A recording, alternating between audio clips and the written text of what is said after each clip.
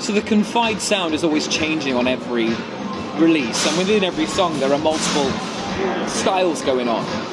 And I feel like this one's probably the most eclectic ever. There's like reggae, there's hip-hop, there's almost a country sound, there's post-rock going on, there's gang vocals. It's a really eclectic mix. And I like to feel that's reflective of the message that you can be who you really want to be and not cowering to expectations about how, for example, rock music is meant to sound.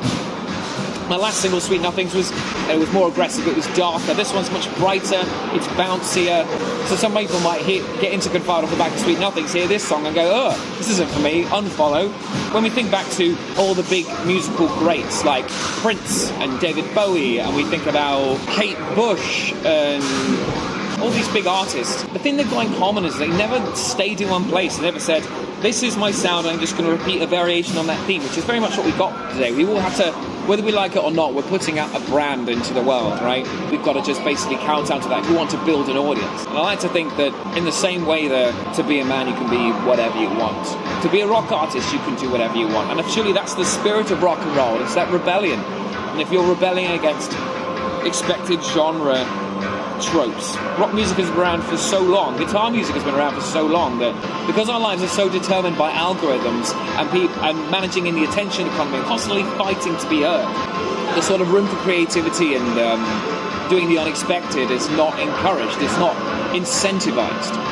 And probably kind of in a similar way that maybe in the past, but it's getting better, that in order to navigate the world as a man, you had to cut yourself down into a version of yourself that is not true to you. At the same time as the release of Man Down comes my dear friend Sammer. He is releasing an instrumental version of Everybody, Backstreet's Back, in an instrumental heavy rock style. These two songs tie together quite nicely because in the alternative scene, in like rock and metal scenes, it's meant to be a place where you can express your individuality and be who you want to be. It's meant to be a safe place away from the bullshit of the world. And yet you still find elitism and misogyny in the metal scene because it's stereotypically seen to be a masculine genre and that, you know, aggression and power is meant to be a manly thing when it can obviously be a feminine thing as well. Sammer releasing a cover of a boy band, which was music marketed specifically for straight girls, right?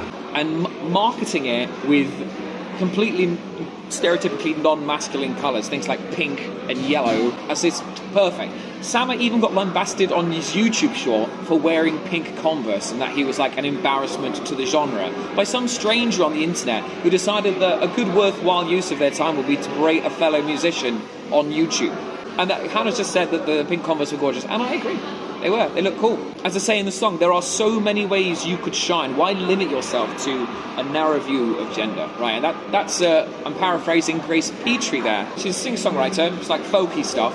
And she's quite openly gay, but she presents very, very masculine, right? And the song's called Black Tie. It's like, I'm in black tie tonight.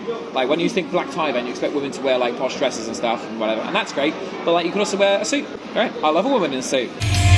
Man down, before we get another man down. Let's hear it for our brothers. Man down. There's no need to keep it all inside.